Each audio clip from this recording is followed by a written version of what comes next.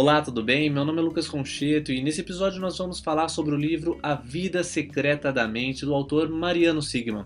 Ele é um cientista argentino formado em física e PhD em neurociência. Há muitos anos realiza pesquisas e experimentos no âmbito da neurociência e tem realizado muitas descobertas e muitos progressos nesse campo. O livro trata de navegar da infância à vida adulta e o autor nos mostra como que se dá o desenvolvimento da mente desde um recém-nascido, nos seus primeiros dias, até a velhice. O que acontece com o nosso cérebro dentro desse período de vida, desse nosso tempo de existência, como ele se transforma, como ele se limita ou não. A plasticidade, a gente consegue ser mais criativo. O bilinguismo é um problema, você expor duas línguas a uma criança? Ou o adulto, será que ele tem mais dificuldade em aprender uma segunda ou uma terceira língua? Será que há realmente uma limitação? O livro constrói essa trajetória da infância à vida adulta através de 6 capítulos. O primeiro capítulo seria a origem do pensamento. Como será que nós forjamos pensamentos? Como será que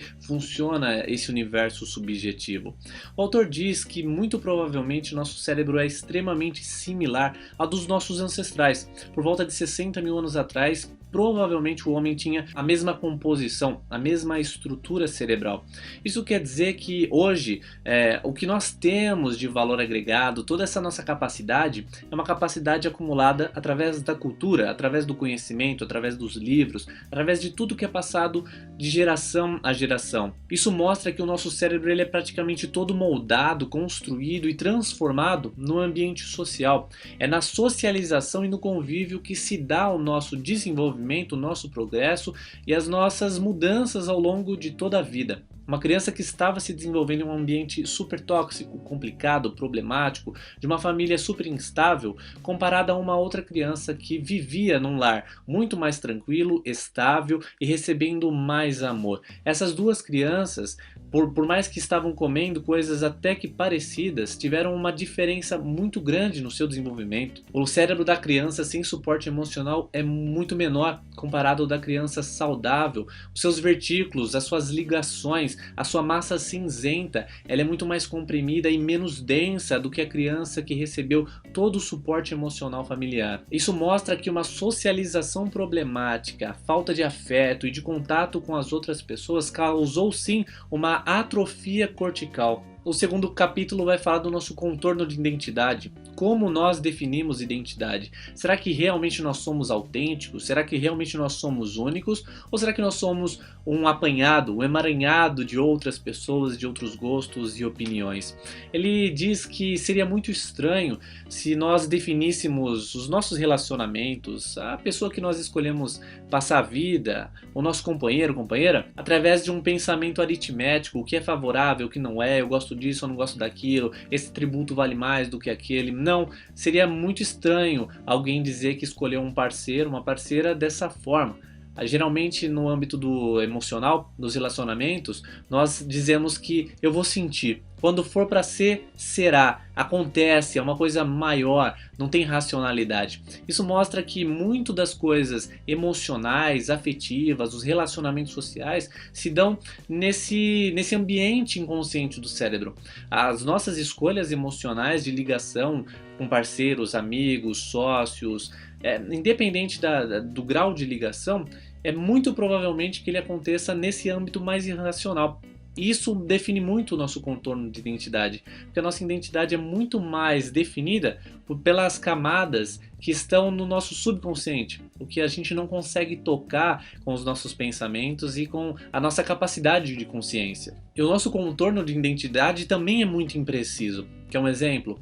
Na noite de quarta-feira você faz uma resolução para o dia seguinte. Quinta-feira cedo eu vou malhar, eu vou caprichar na minha manhã, vou tomar um café da manhã super saudável, vou acordar pelo menos 1 hora antes do serviço. Acontece que no dia seguinte, na quinta-feira cedo, seu relógio desperta e você já fica irritado com o despertador. Você coloca na soneca, quando percebe o tempo já passou. Por quê? Porque quando você acordou na manhã seguinte, não era mais a mesma pessoa, a identidade já era outra. Você agora era uma pessoa dominada pelo sono, pelos hormônios, pela melatonina e muitas outras substâncias que estavam no seu sangue. No momento que acorda, você é uma pessoa cansada, sonolenta, um outro indivíduo, muito diferente daquele que fazia muitos planos antes de dormir. Então a nossa identidade é uma coisa muito difícil de se palpar, muito difícil de se definir. O terceiro capítulo é a máquina que constrói realidade. Como que nós concebemos a realidade? Em que momento uma decisão é consciente e inconsciente? Alguns estudos, algumas observações das nossas ondas cerebrais constataram que muitas das nossas decisões são tomadas antes pelo nosso cérebro inconsciente, para depois essa ação partir para o córtex pré-frontal, onde nós tomamos consciência e podemos racionalizar esse fato. Acontece mais ou menos assim: você toma uma decisão, ela é impulsiva, ela vem de dentro para fora com uma força muito grande, você pensa a respeito desse impulso e dá um nome, dá uma característica, dá uma história a esse impulso. Então, alguns experimentos já mostram que nosso impulso de decisão se ilumina em áreas do cérebro muito antes da tomada de consciência desse fato que está por vir. O quarto capítulo é as viagens de consciência. Até que ponto será que nós estamos conscientes? Qual que é a função do sono na nossa vida? Será que o sono é tão importante assim? Muita gente costuma pular, né, ignorar, não cuidar tanto da sua noite de sono, mas ela é essencial para a saúde do cérebro. O seu conhecimento muito provavelmente vai ser condensado e organizado durante o seu sono. É no sono que acontece um metabolismo cerebral muito forte e muito importante, que limpa as coisas que o cérebro não precisa, que reorganiza as sinapses e dá coerência para as coisas que aconteceram no nosso dia. Quando nós sonhamos, o cérebro também utiliza esse espaço de delírio, né? Esse espaço de total abstração para colocar a casa em ordem, para colocar as nossas memórias, os nossos aprendizados e muitas outras coisas em ordem. O quinto capítulo é que o cérebro sempre se transforma. A cada dia nosso cérebro ganha formas, contornos novos, e muito do que nós somos vai ser definido obviamente por cada uma dessas experiências. Quanto esforço você coloca nas suas atividades, quantas horas de leitura você dedica ao dia, tudo isso vai condicionar seu cérebro, vai fortalecer, como um músculo que você malha na academia. O sexto capítulo seria o nosso cérebro educado. Como nós educamos as outras pessoas e como nós recebemos educação. Através da neurociência, da observação, muitos cientistas têm notado que as crianças, desde muito pequenas, elas já têm o hábito de ensinar. Elas já são pedagogas inatas. Então, pequenas crianças ainda engatinhando, quando percebem que o seu companheiro de brincadeira não percebe as coisas ao redor, ele ajuda. Ele mostra onde está o objeto, como se brinca com o brinquedo. Então é uma ânsia humana de passar conhecimento, de compartilhar, de criar essa conexão. Quando a gente entende que a cada fase da vida de uma criança ou de um adolescente, regiões do cérebro ainda são imaturas. O córtex pré-frontal ele só vai atingir sua total maturidade na vida adulta, acima de pelo menos seus 18 anos. Então é muito característico das crianças e dos adolescentes tomar decisões exageradas, péssimas decisões. Muito se dá por causa do seu córtex pré-frontal ainda imaturo.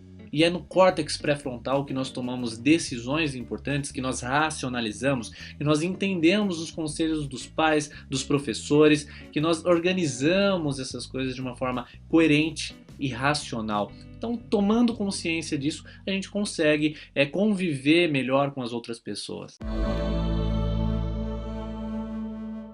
Agora vamos para o top 5 aprendizados. O primeiro deles é que o ser humano é educado a vida toda. Diferente dos animais que aprendem algumas coisas ao longo da sua pequena infância, o ser humano é o único animal na natureza que é educado a vida toda.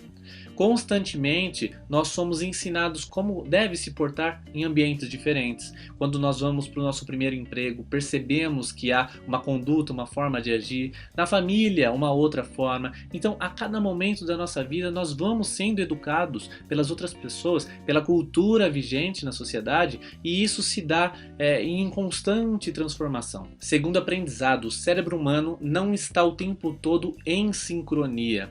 Às vezes a gente fica irritado irritado com algumas atitudes dos outros ou até alguns impulsos nossos, não entendendo por quê, querendo evitar mais aquela barra de chocolate, mais aquele bombom, a gente ataca aquele bombom.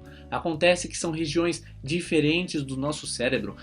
Muitas das vezes o impulso vai vir de uma região do seu cérebro e vai ter que passar pelo seu córtex pré-frontal. Às vezes o impulso é tão grande, como por exemplo impulsos de violência ou ansiedade, que ele chega a passar primeiro e tomar uma ação, né, uma atitude física, do que passar no seu córtex pré-frontal. Terceiro aprendizado: somos uma pequena ilha de consciência em um oceano de inconsciência.